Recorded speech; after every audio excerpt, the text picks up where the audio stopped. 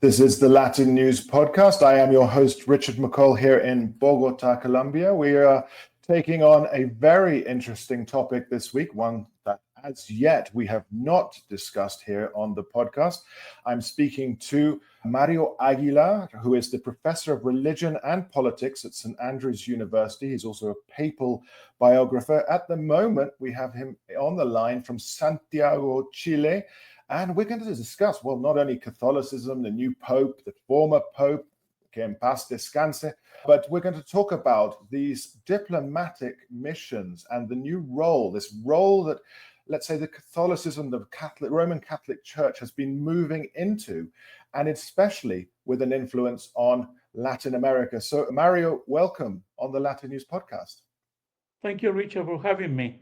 Lovely to hear from Bogota. It's an absolute pleasure for me to discuss this with you.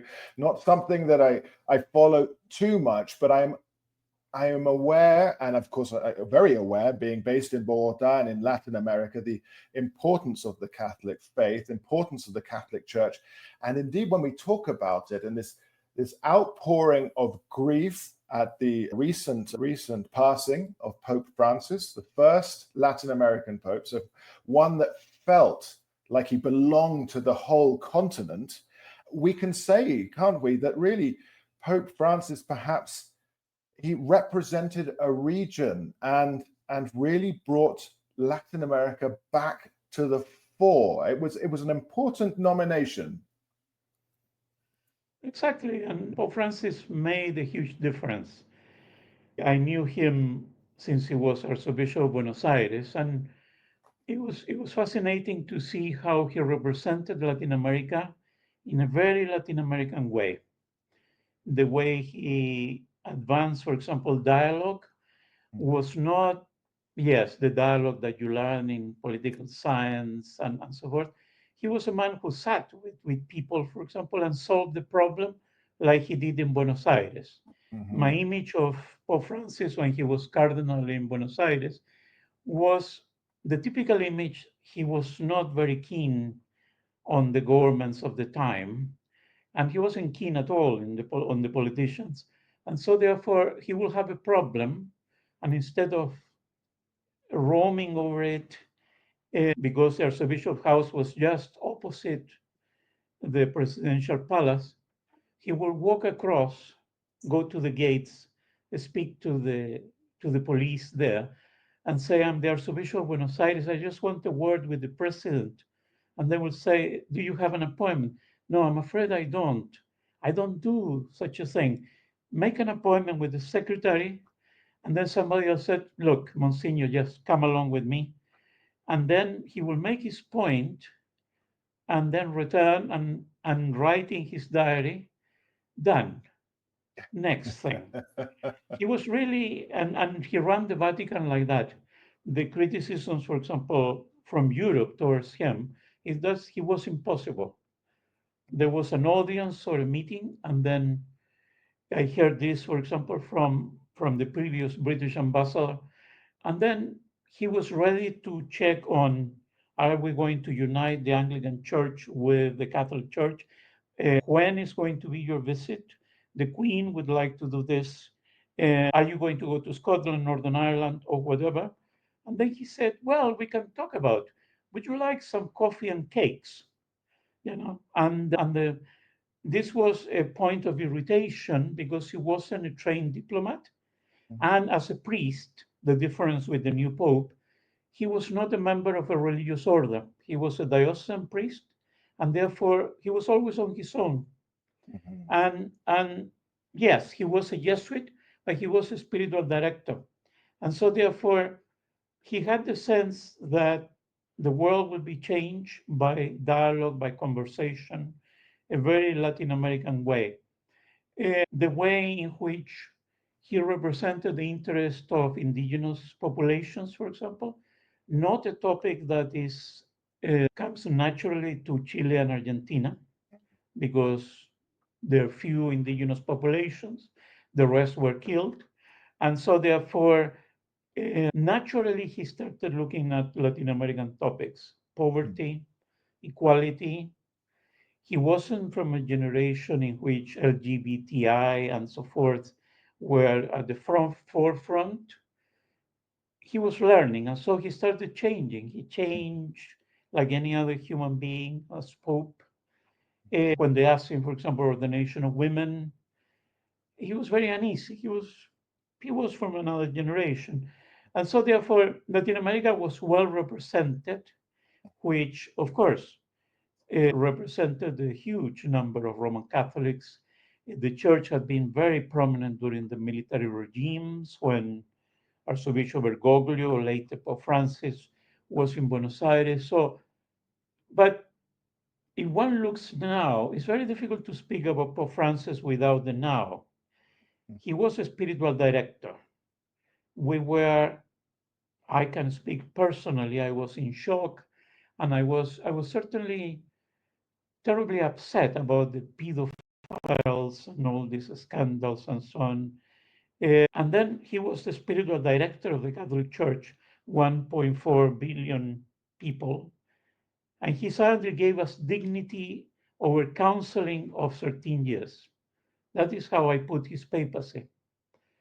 When we went to Iraq, for example, I said, okay, Your Holiness, we're going to see the leader of the Shia. So we went through these alleyways. The guards were left somewhere else. And I said, this is the moment when in the movies, I said, the submachine guns come up. And even I said, I've been to Colombia, And this is the moment when the submachine comes out of the balconies, and that's the end. And then he said, well, we have a mission. And therefore, he said, if they take up the submachine guns, we must dialogue with them. We must remain calm. And I said to him, I think we must run and scream help. And then he said, no, that's not what we do. And he went to these alleyways, saw the leader of the Shia, and came back. And the two leaders did not say anything. The leader of the Shia, very prominent with militias, armed, etc., during the Iraq conflict. He came to open the door, which was very unusual of his house. And then he said, Your Holiness, and brought us into this room and remained in silence. And Pope Francis remained in silence. Both of them were the same age. And suddenly I said to him in Spanish, I simply said, Your Holiness, are we going to do something? We have a speech. We want to get something done. And he said, no, all people understand each other. You don't. And they remained there for a long time until the leader of the Shia stood up and said, would you like some coffee? And then Pope Francis said, yes, please, that would be lovely. They were like two pensioners in their lives, enjoying themselves. And so at one point or another, Pope Francis said, we must go, but thank you for having us. And it was lovely. Yeah. And nothing was said, nothing was exchanged. And then I said outside, it was a lovely meeting. And he said, Mario, that is life. You dialogue with somebody else by simply not saying anything. You sit, you go to their homes. And that's how we run, in a sense, the papacy. Very Latin American. Nothing happens without food. Nothing happens without music. He will put his tangos from Argentina and drink his mate in the highest of the meetings. And if you look at his photographs over many years, he looks completely bored in a board meeting with ambassadors, completely gone. Simply, it was the one-to-one, and bring me to your family. Is your family here? When somebody visited, yes, please. He began that custom that spouses and children arrived for the audiences in the papacy. So a lovely man, and I think that's why the outpoured is simply people who were not Catholics or even didn't meet him. So in a sense, an example of good humanity. I think you obviously you know him personally, and that's it, isn't it? That Latin American way You don't go into anyone's house without them offering you something. And I love the idea of no dialogue, but there's plenty of actual unspoken dialogue going on, isn't there, between, as you said, the Shia and the Pope at that moment. And it's this kind of humility that we saw with Pope Francis that endeared him to people well beyond Catholicism, and that's a reality. And the move to elect or a Latin American to obviously the highest position of the Catholic Church.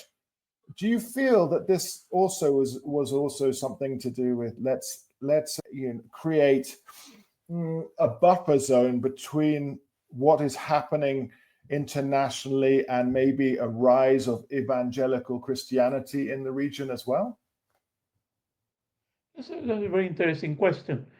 Actually, I haven't heard about, yes, because people don't understand Latin America. The rise of evangelicals is huge and very significant. No, he wasn't worried about the others. In a sense, he wasn't worried about anything. The enemies of Pope Francis, if that is a kind word, the very traditionalists were very concerned that he wasn't using his power, inverted commas, in order to get the evangelicals out. The history, for example, of Colombia and Chile, more of Colombia and Argentina, is that, of course, Colombia had a concordat until the year 2000 with the Vatican, which meant that until the year 2000, the Vatican authorized names of ministers, and Colombians had a say on bishops that were appointed, a complete unity of church and state. So his enemies said he should return to the concordats with Latin American countries in order to then make illegal the evangelicals. Yeah. In Chile, for example, evangelicals or anybody else could not exist legally until 1982. And so therefore you could not buy a property where people will sing on a Sunday, or you could not go on the street, have collections, you could not be a charity. And therefore the animosity against him was that he did not use his very hard power in order to clear all possibilities that people will only have the Catholic Church. That wasn't his way of being. In Argentina, he was very close to the Jewish community. There was outrage. I mean, the Argentinian bishops were very conservative when he was there. When he attended the Muslim funeral, and the person who was buried was simply a friend of his, where he bought his newspaper every morning. He did not get his newspaper delivered as it was in the old days, but simply he walked in the morning to have coffee somewhere and get his newspaper. And he did that for many years as Archbishop with the same man who was a Muslim. And they had conversation not about religion, but how are the grandchildren. And the man, Pope Francis always said, the man always said, the man was never happy about changes. He said everything is changing. There is no respect. The president is not the same. And Pope Francis only said, "Cheer up, man. The world is okay," and brought him a little cake. And so the man dies. The family asked him for prayers, and he went as Archbishop. As an individual, as an Argentinian, went to the funeral, and the Catholic bishops were outraged. I mean, this was almost giving up the Catholic faith or something like that. So he wasn't that kind of person. So as a biographer, I never came across, to be quite honest, a document or a memo in any portfolio regarding evangelicals. It is a Interesting. very interesting point, because if we think, for example, of Guatemala or Honduras or others, the rise was tremendous. I mean, El the Salvador. sense of what was expected of Latin America by the time that Archbishop Romero died Yeah. was that the militaries will go, everybody had been so involved in a way with the political processes and the Catholic Church that it was unheard that evangelical movements would arrive. And yes, and they were Yeah. easy for people in a way rather than the Catholic Church. The scandals came and that didn't help. No. But yeah, he wasn't worried about that. He was worried about the intensity of the faith in Latin America. Mhm. That if you're a Roman Catholic, then faith is your life. And therefore, any erosion of the faith by secularism, consumerism, capitalism, all the isms. He was very concerned about that, but didn't have an answer. His Mhm. answer was the traditional parish priest who then simply spoke about God in daily life. Mhm. When I was knighted by the Vatican in 2013 when I began my work, and all this happened with pomp and circumstance, whatever. Scotland was absolutely delighted about this. It was like the Reformation and the Enlightenment were healed finally. And Pope Francis said, okay, we'll skip the meal. There was a buffet or something. Yeah. And then he said, shall we go and get some pizza on the corner? I said, oh, yeah, I want to talk to you. Now that you are knighted, you have the chance to exercise, and he used the word soft power. Mhm. And he said, the soft power of the intellectuals is something I cannot do. He wasn't an intellectual. Mhm. I always say to my PhDs, he was a failed PhD. He began in Germany, and at one point or another, he couldn't take anymore. A PhD on Romano Guardini and the spirituality of the council and so forth. And that's why he then became a devout man of this Lady of the Knots in Germany, Mhm. Mhm. because he went and kneeled there in front of Our Lady and said, why do I have to do a PhD?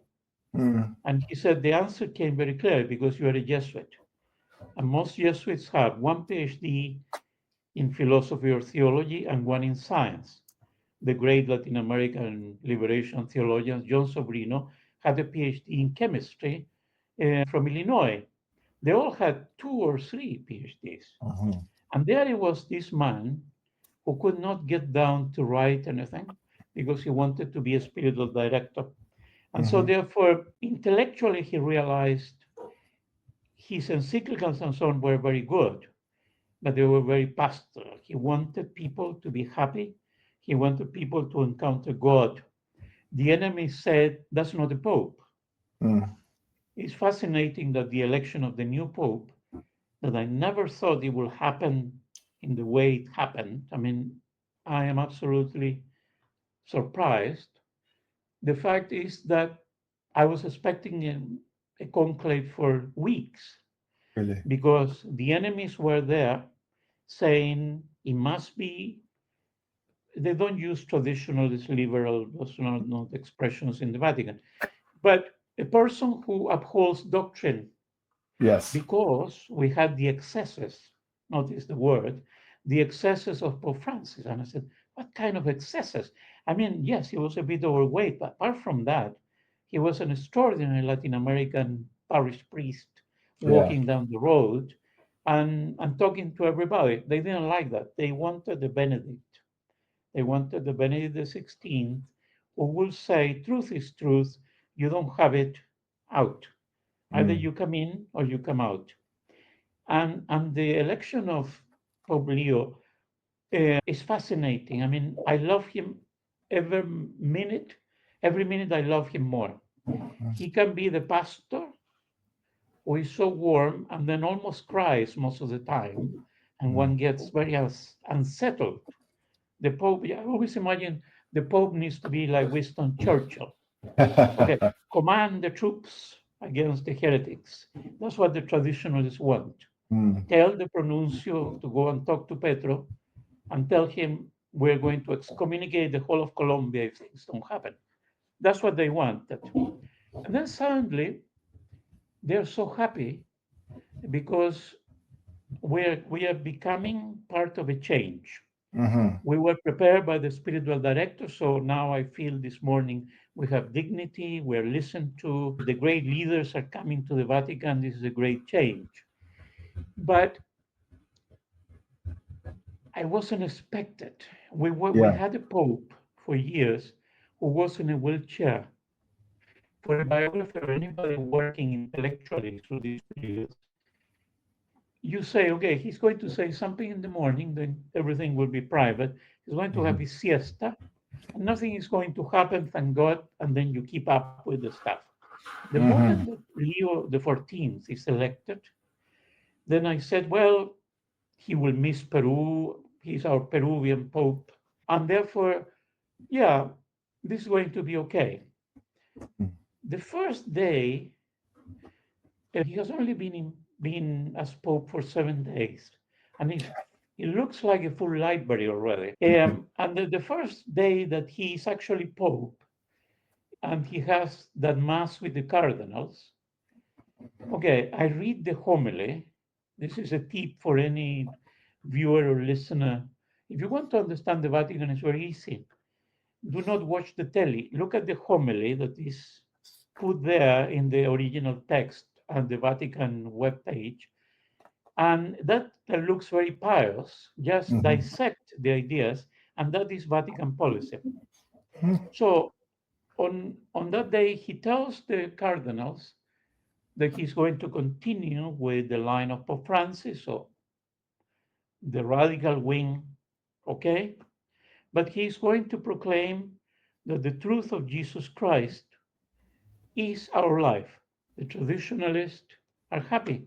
Everybody claps like they have never done it. Mhm. Everybody happy. There is such a spirit of happiness. But then I thought he will need, like any head of state, a couple of weeks to get on with. Mhm. He will make his appointment. He doesn't make new appointments. He keeps everybody in place. How clever. Mhm. You don't have to worry. I mean, whatever you do in life, whatever you work with, the most difficult thing is when you take a new job and you don't know the people around you very much. Mhm. Do I change this? And this is where politics begins, corruption, etc. No, he keeps everybody. The machinery is working perfectly all right. With the head of the Vatican, which is a woman, Mhm. and is above the Secretary of State. Mhm. And so therefore it has taken a while to think that if I write about Vatican policy and the press doesn't, the journalists don't, they haven't catch up, Mhm. that you need to look at, at the sister in charge, Sister Rafaela, because she is the second in command. There was a funny comment. There's a funny comment in the BBC when they were showing the first mass of Pope Leo, and then the commentator, and they're very very good, as you know, the BBC is absolutely first class in these commentators. But the commentator says a woman is reading the first reading of the mass. I said that is true, but you missed the point Mhm. that is the second in command of the Vatican. This is not just a woman, and this Mhm. is not just an accident. Mhm. That the first reading was read by the second in command, and then the second reading by the third in command. You could see the structure of the church being realized with the new pope in the chapel. Mhm. And therefore, the sense of what has continued is we have a pastor, we have the bishop of northern Peru, warm as anything, is extraordinary. Very un-American in a way that the movement of his body Mhm. are not forward. They are Latin American.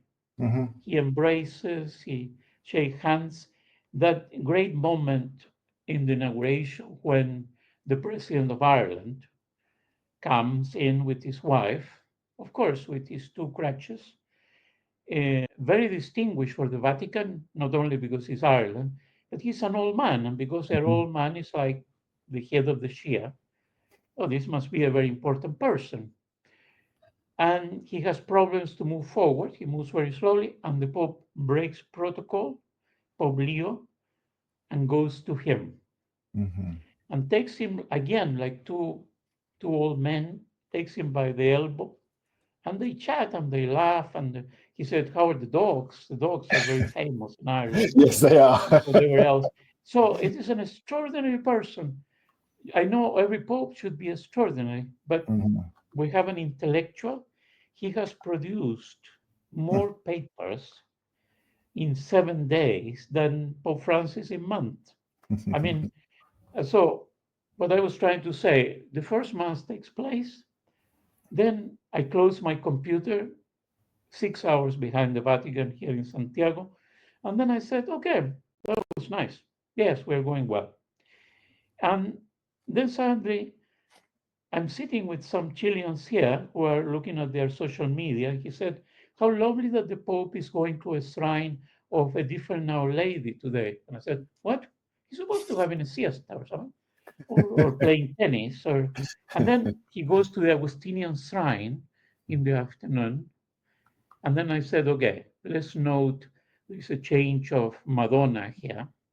Mhm. Yeah, and that's how I interpret the change of Madonna. So he's going to be close to this one. He's not going to go to Santa Maria Maggiore. So I closed my social media again and I said, good, we're getting somewhere. And I started writing some memos. That's the way you construct a biography. Simply you do every day Yeah. some very clear memos. You forget absolutely every detail. And then you see the possible continuity and whatever. And an hour later, he is in Santa Maria Maggiore visiting the tomb of Pope Francis. Mhm. I said, this man doesn't stop. And then he has a meeting in the evening. I'm completely exhausted. And I think everybody in Vatican is completely exhausted. If you think of a normal family, you go to mass, you have lunch, and then you said, oh, great, everybody's free, their friends coming or friends going, or you go somewhere. Some people have their siesta, and this man, on a normal bank holiday in Italy, has done everything that Pope Francis does in a year. Mhm. And then, I get the speeches and everything delivered. They are in the web, anyhow. There is nothing secret. But I count 62 pages. My God, I mean, not even an academic Mhm. does 62 pages for a conference. Mhm. This accounts more or less to one third of a PhD. Yeah. And so I start reading. Okay, he did that, and then I get the memo saying he's going to address the diplomatic corps tomorrow. So I said, nice. He's going to tell them everything is okay. The Vatican loves them. And then I start reading what he wrote, and he says the Vatican diplomacy will operate in 3 points. Oh, God, I said, this man is going fast. And, probably the cardinal said we have not been informed, you know. But everybody feels the vibes. This is a man of energy, which Mhm. in terms of Catholicism, the Holy Spirit. We're full of the Spirit at the moment. And so he says that the three ones are peace, justice, and truth. And he proceeds to explain this, not in the philosophical manner of Benedict XVI, but simply he says peace means since 1963 and from Rerum Novarum, Leo XIII, the church has always opposed war. Mhm. And therefore, we will continue opposing war by diplomatic means. And then I get a message saying, your help is needed in the Vatican Academy with the diplomats. And I had my dinner that day, and I said, I came here to rest a little bit, to write. I have things to do. And this man is going 100 kilometers per hour without anybody realizing. Have they realized? Because you see, the custom was Pope Francis said something on a Wednesday in the general audience. The commentators will digest that, all the journalists. Then days later, they will say, okay, there was a little change. Yeah, it's good. Continuity, this kind of thing. This morning, for example, the Pope Leo, had the general audience for the Mhm. first time. It wasn't in the Paul VI hall, which you can seat 4,000 people. It was in St. Peter's, 40,000 people. Yeah.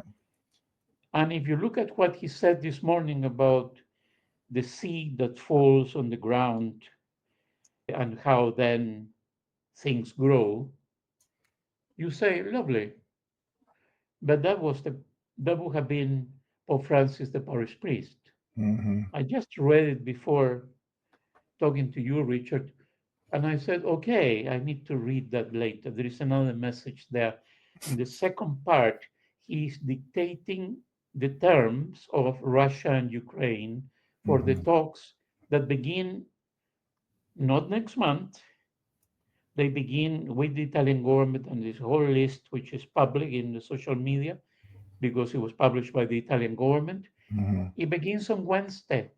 And so we are moving, when you were saying previously, the world move fast, the young move fast. This is a younger Pope. Yes. There is a lovely picture where somebody put in the social media, the Pope is like us. And I said, what did he do now? And then I see the picture is the Pope in between things. He's sitting beside the fountain near the Vatican there in his white regalia with his iPhone. And he's looking at something, somebody's talking to him, and then he's taking a selfie.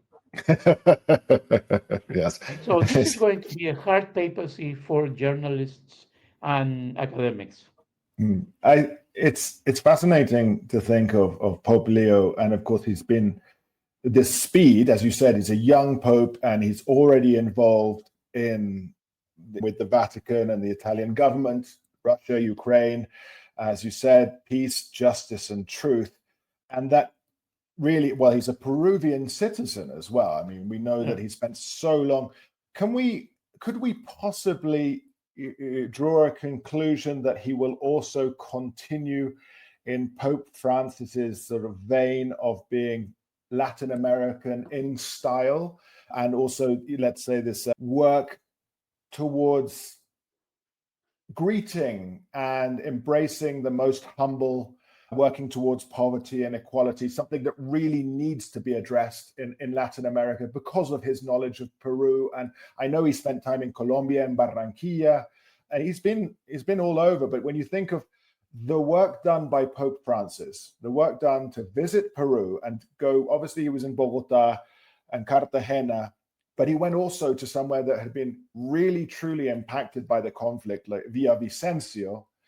This was huge in Colombia. You know, this was absolutely a landmark visit, because he was in major Colombian cities, but somewhere like Villavicencio, this was a hat tip and a direct message. Dangerous place. Yeah, this was a message of peace. So can we feel that Pope Leo will also be addressing Latin America in the same sort of vein? Yes. Yes. One could say, I'm always trying to address the cynics. There is a plot behind. That was in the speech to the diplomatic corps. I'll take it there to the experience. Basically, he said the church has been nourished by Pope Francis. The church has many ties with many countries. He defined in that speech, which I will recommend to anybody, Friday the 16th, the speech to diplomats. He began by defining the world of diplomats as the world of the church. He's the first pope. We tend to think diplomats are, they have to be, in a way, they represent countries' interests, etc. And then he said, the church understands the world of diplomacy because the world of diplomacy is the world of the church. Okay. The church is a global family in that the Vatican is probably the only state in the world that is respected by every country. And therefore, there are citizens of every country who are members of the Catholic Church. So therefore, diplomacy in the church is not one talking to another, but trying to understand the tensions within a family. There Mm. was an extraordinary metaphor when you have very powerful ambassadors in front of you who expect probably policy or expect to say nothing will change and everybody's happy at lunch. And then he said, well, but the church is different in one way, but the same as a family in another. The church can correct and teach and foresee things because the church is the longest state in the world, 20 centuries. On the other hand, it's the same. In the family, we take care of those who are suffering, those who are sick, the handicapped, the ones who are not really the ones who need to be close to their mother. At the same time, those who are marginalized within a family, who decided maybe not to do what the family want, so they went far away. On the other hand, those who are poor and have to sit at Christmas dinner Mhm. with the rich, the powerful, and the successful of the family, Mm. who say, "Why cannot you do that?" So the church does not focus on the ones who are okay, focuses on the poor and the marginalized, and then he talks about Peru. Mhm. He talks about, and I never thought about that as a Latin American in a way. He made the point, I never had it before, that we all love Peru and Bolivia Mhm. because simply they have these ancient ruins, Machu Picchu, and so on. But that this is all in the mountains and it's all related to the indigenous kingdoms. Mhm. And then he said the church focus, and I was looking at the web after, and this is where I'm beginning work, in the Moya culture, which precedes Mhm. the Incas. And it is in the coast, Mhm. which Peruvians feel is dirty, smelly. You don't go there. You go up the mountain to the gods.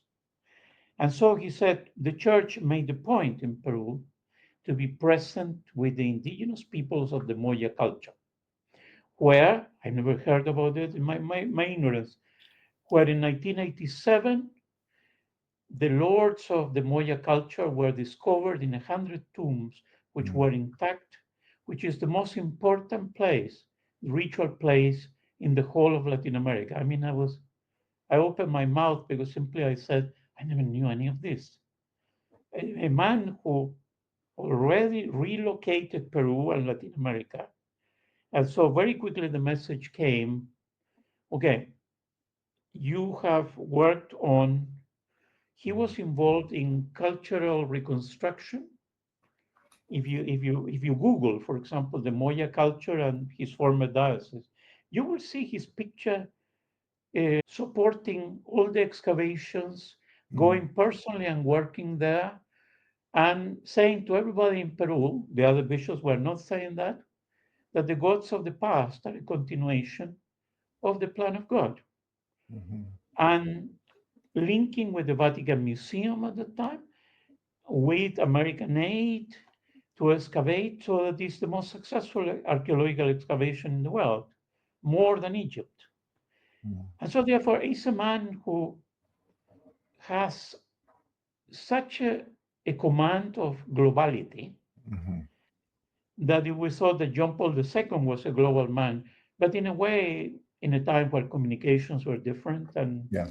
and we thought that globality was about unity. It was Mhm. about the sameness. At that time, we thought the world will come together with the internet and will cease war because we will do the same things.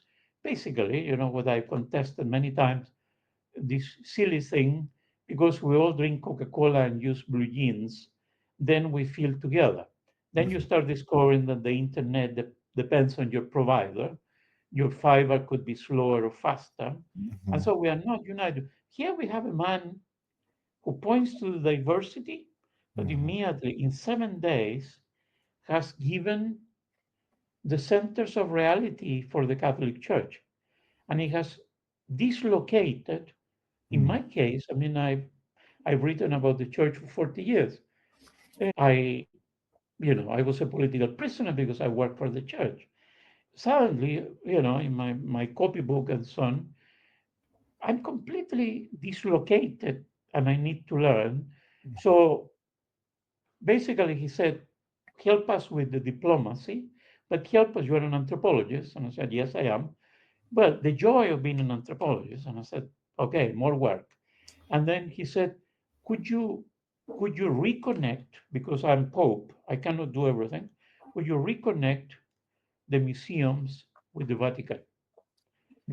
And could you make sure the hospital, the John Paul II that he opened? And then he said, a good administrator. He said, the Catholic Church was helping there in my diocese, was helping the regional hospital, which I saw in the web is very, very competent and good. But there's a problem with the land, as in the whole of Latin America. The land does not belong to the state. And therefore, he said, we need benefactors to buy that and give it back to the state of Peru. Could you put that in your agenda as well when you go for the things? Okay, when can I have the first paper on that? Would you write in Spanish, German, French, English? And I said, yeah. And then I thought, my God, the speed is the speed of Pentecost and the Holy Spirit. This is not the Last Supper. Let's be merry together. It's extraordinary. Do you think, and I have to bring this in, I mean, the speed that he's working with obviously is breathtaking. I hadn't thought of this, of course, but since you have now brought it up, it's like, yes, this is exhausting. It will be exhausting for you as I know you're working on his biography, but I wanted to ask as well is how Pope Francis was incredible again in his work, thinking of migrants, thinking of equality. Obviously, we have the government in the United States shutting the borders and ejecting migrants from North America, sending them back down south. Is this going to cause a rift between the first Pope from the United States with, of course, Peruvian citizenship, and of course trying to follow Pope? I would say he's going to continue with Pope Francis's beliefs and theories towards migrants and the most affected by this. Do you feel that this will create some sort of friction? I mean, the vice president is Catholic, J.D. Vance, and he's already had it was quite a outblown fracas online with the British writer journalist. Can't remember his name at the moment, but there was one about families online and so on. And I wonder how this you see this relationship evolving, especially in terms of Latin America. Yeah, my first reaction to what you said, which is absolutely true, is there can only be a rift where there was a relationship, and there is no relationship. Neither there was a relationship with Biden.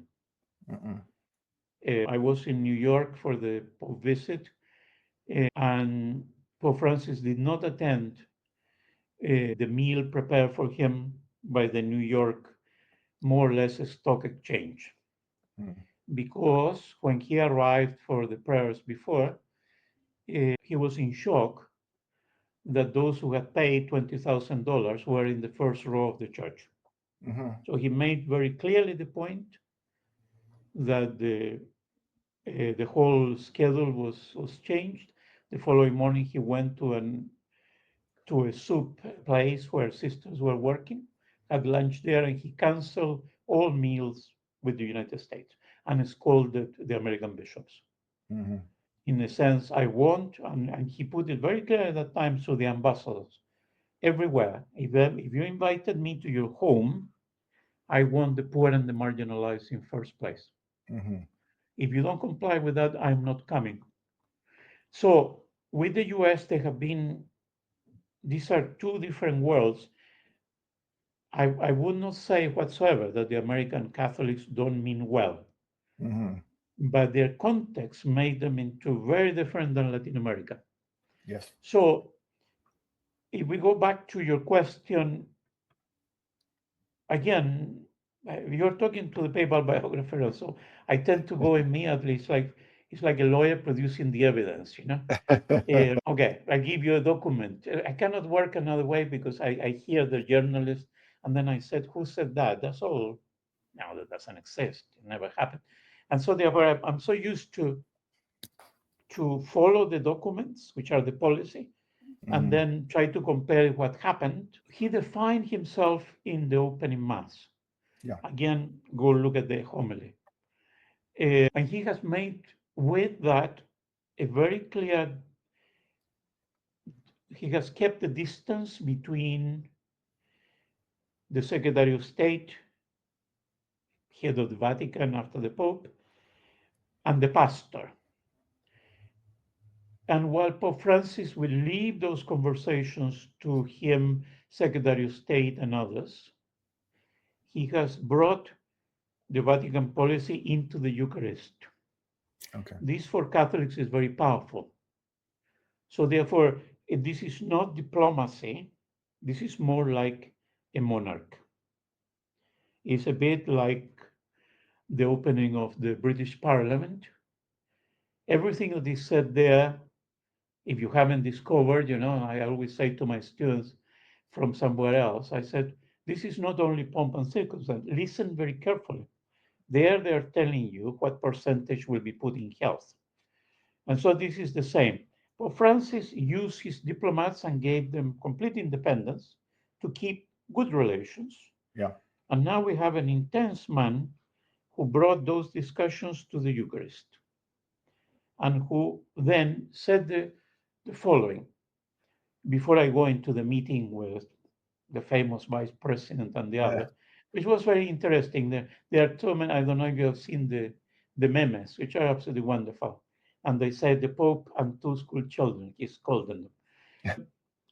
He defined himself, Pope Francis never did.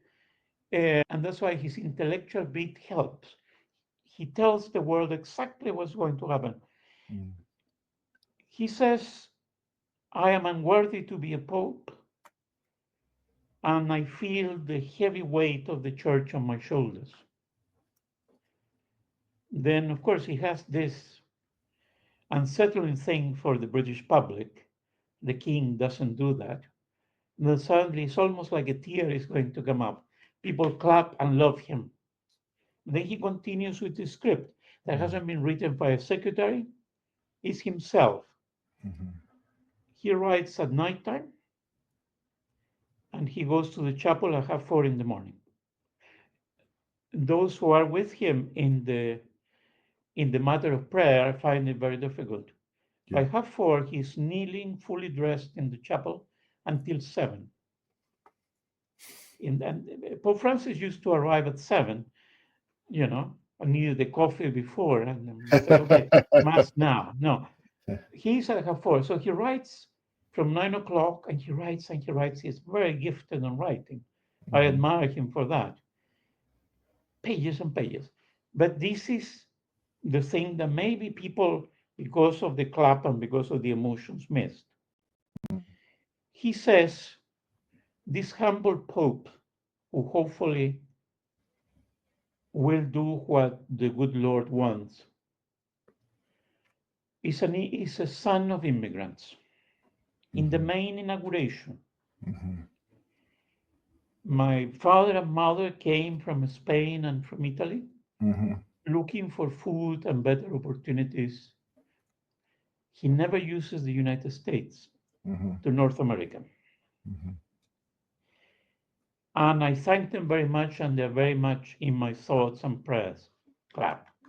Emotions are He Yeah. continues with the blow. Yeah. He says, I feel very privileged to then he ignores everything else that he studied at CTU in Chicago and whatever else, which is a great missionary institute. Then he says, I had the great privilege to serve in Peru as an immigrant. I became an immigrant. Notice the sentence.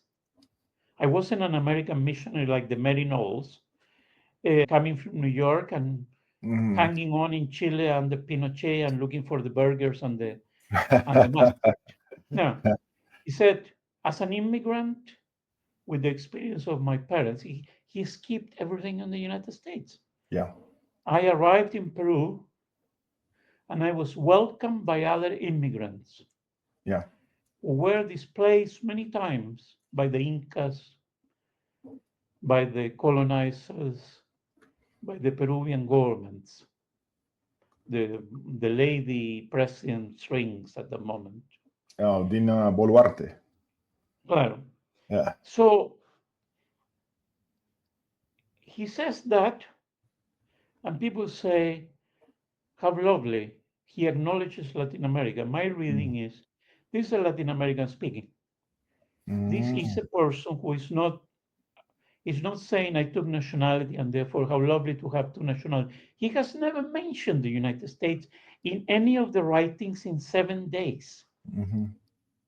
Not at all. So from there, I am moved. I mean, I haven't consumed so much whiskey in the other papacy because simply I said, my God, I'm emotional as well. I haven't lost that. And so then I said, is this for real? Because the beginning, when everybody has the energy, marks the papacy. Yeah. Like when you have a new job and then you mark things are going to happen, go to your Hill department, your head of press or whatever, and then simply you say, okay, what I am expecting. And then your boss tells you, okay, this is the line of your job, what you're going to do. After you execute and you become tired, tensions happen, and so forth. It is so important to follow, for example, the first 2 weeks or 3 weeks. In this case, 7 days have defined a completely new world. So it is unfortunately for the US government that they decided not to wait for a different kind of meeting. Petro capitalized. I mean, I congratulated him. He was there, the only Latin American who was absolutely welcome, the peace process. We want the Vatican to be involved. Colombia loves you. And he even kneeled in a chapel and said, well, I represent Colombia.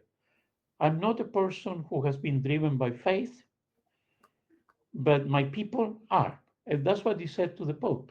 And therefore, I represent Colombia.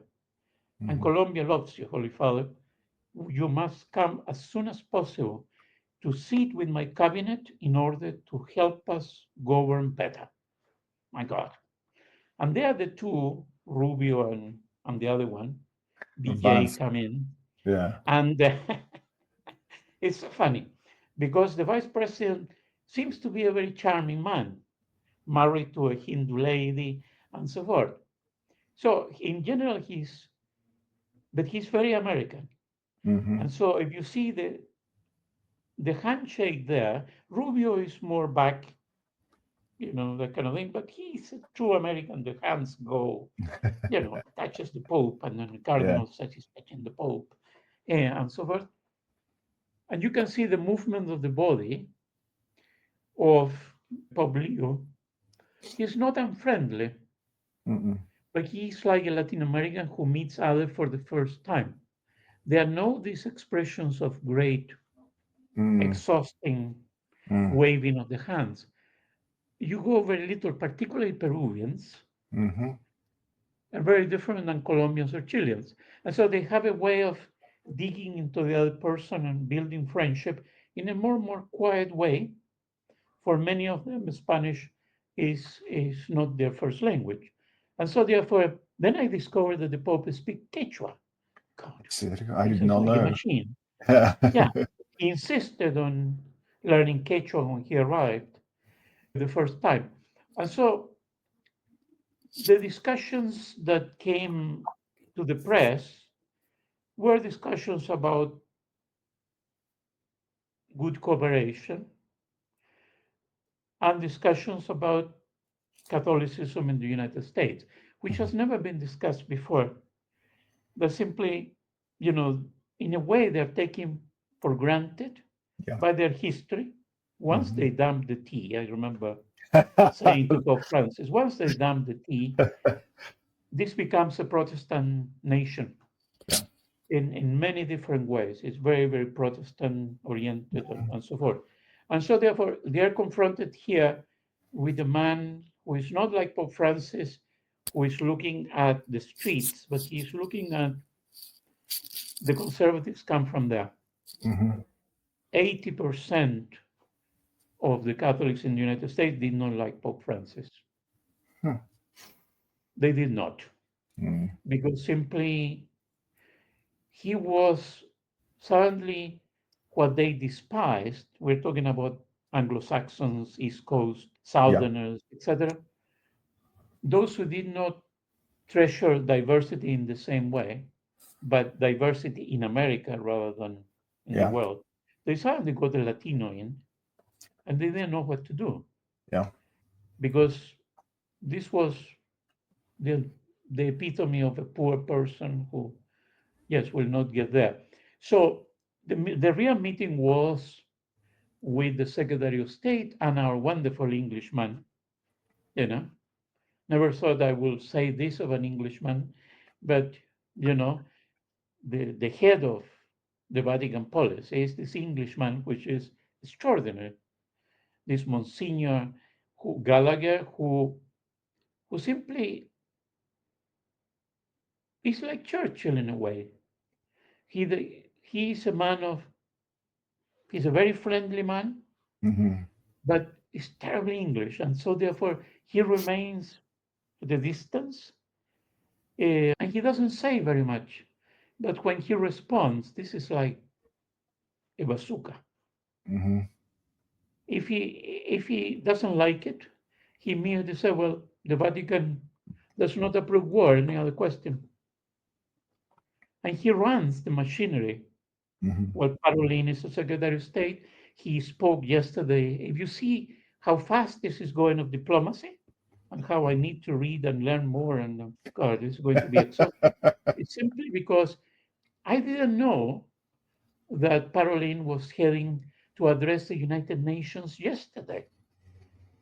I Mhm. mean, he did. You can see it in YouTube and so on. Mhm. He addressed the General Assembly of the United Nations on war 7 days after the new administration, and therefore it was a concerted effort in which the United States comes into it of saying, okay, we tell you who we are, Mhm.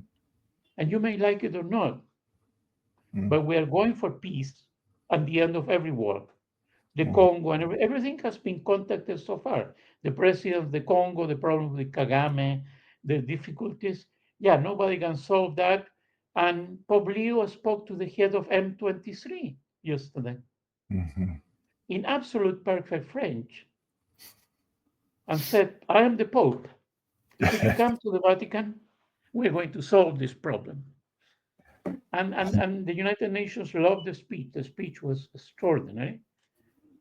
But Parolin made the point, yes, we're a kind of associate consultative body, but we are so important. For the inauguration, there was the president of European Mhm. Union that never happened before, and then they had a huge meeting. So to cut the chase, um, Parolin opened that meeting in the public moment by simply saying he looked at Rubio. I mean, this must be techniques they develop. Mhm. They are great diplomats.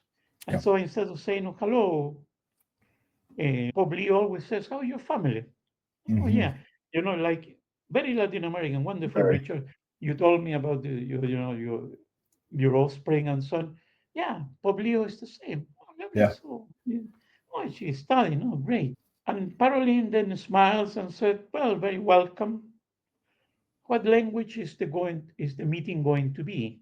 And then he looks at Rubio and says, he was ambassador in Venezuela. Yes. He's very Latin American. So he said in Spanish, "Are we going to speak Cubano?" To which Rubio looked at the vice president and said, "I'm afraid, Monsignor, the language we are authorized to use is English, so there's no confusion." Oh, good.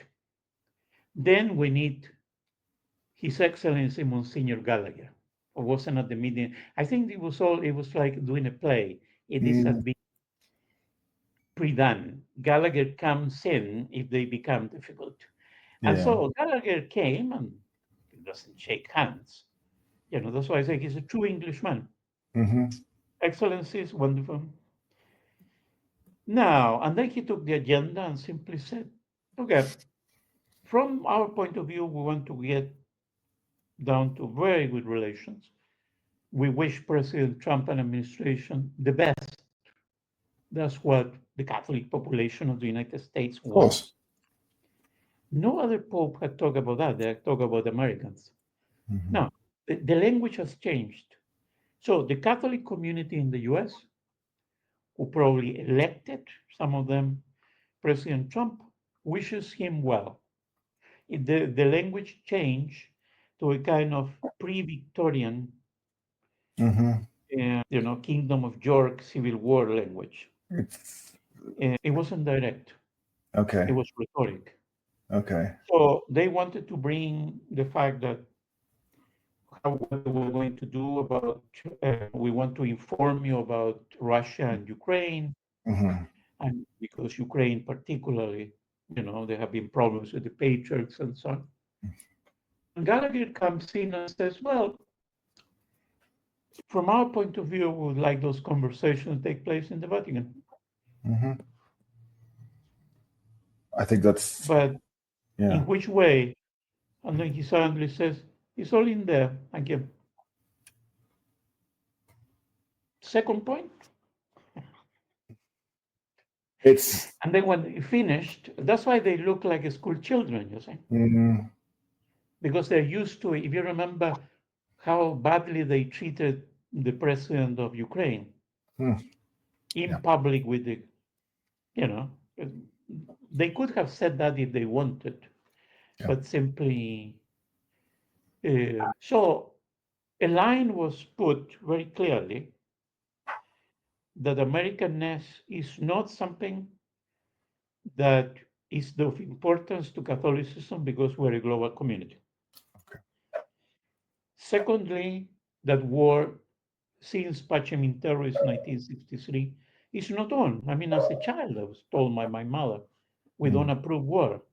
End of Hmm. the matter. It's very, very clear in there. And at the same time, that Pope Leo will do everything needed to collaborate with the United States for peace.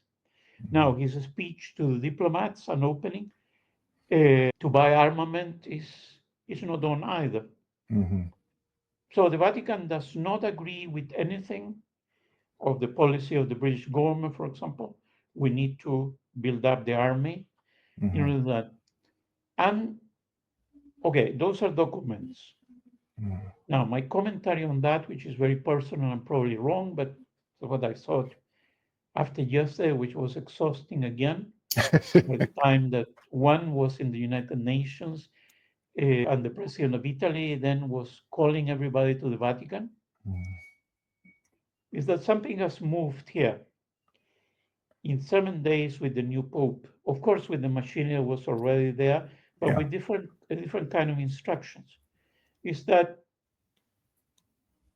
as the UK discussed involvement with the European Union for the first time since Brexit, the Vatican became a key player as an outsider Hmm. within the European Union, Hmm.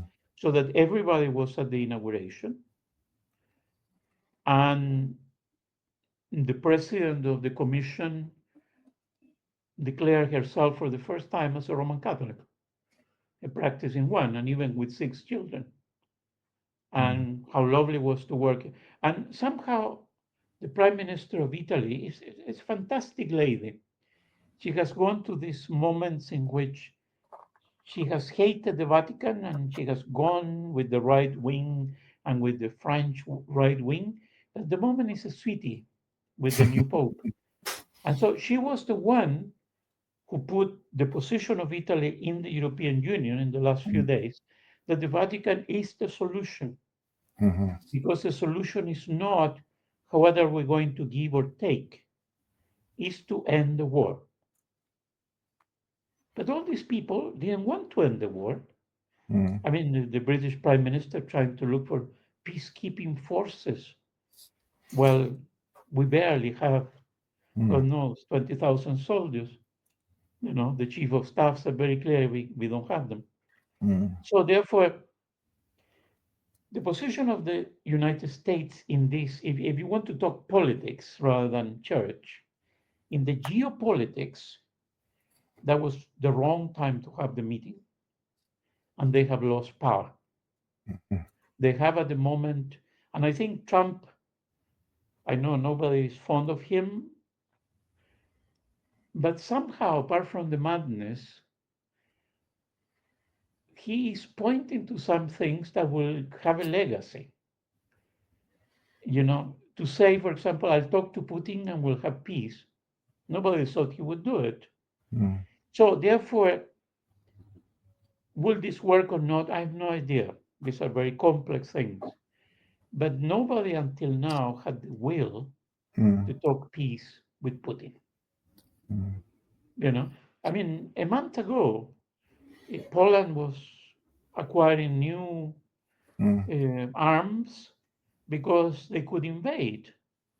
And then suddenly, you know, if you look at the list published by the Italian government of those, this is not peace talks. This is not a conference. This is a world conference on peace. And the chair of this conference is the Pope. And the European Union put it as a priority. So what he said in that Eucharist and to the ambassadors, that peace was possible, is always possible, and we will fight for peace, somehow the European Union has changed even their weapons. They put back the weapons yesterday. And therefore, is there a ceasefire? Is there not a ceasefire? But there was nothing in the news in the last 3 days that Putin has bombarded towns. The soft democracy of a very hard pope. And so the sense that will come with this is that suddenly Latin America has become, from being quite forgotten, has become a center of power. Petro was very clever on this, and the president of Paraguay. I sent a very hard letter to the president of Chile saying that, yes, we could be depleted and pedophiles could still be walking the earth, but we're still more than 50% with a population of 19 million. It makes 8 or 9 million. Please, we are voters. And I said, I will not vote for you in November. Simply, when it was the death of Pope Francis, with all the love of Latin America for Pope Francis, President Boric was in Brazil in a state visit with President Lula. And he said to the press, because myself and others were complaining about this, that simply he needed to be there and couldn't be in Rome. He lost all credibility. When they finished their talks, he came back to Santiago, and Lula was seen kneeling in the Vatican for the funeral of Pope Francis. That was an excuse. So let me just say just one thing. The movement has been not only on documents. So if you look at yesterday in the world, without the church, but just the world, we have the Secretary of State of the Vatican addressing in a special session with full attendance by everybody, the United Nations on the move forward, taken by the Secretary General as something very positive that should be done this week. And secondly, what Parolin said, is that we have forgotten international law and decency, and that needs to be restored. This morning, there was a petition from the European Union and the United Nations to the Vatican to increase the involvement of the diplomatic academy on the development of international law. It's staggering. Yes. Absolutely. And so within that, globally, I do that this as a biographer. I'm sure that journalists do much better than this. I received this morning a very puzzling photograph from Glasgow.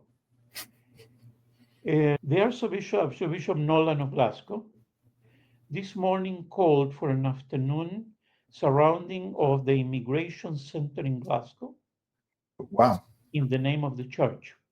And he addressed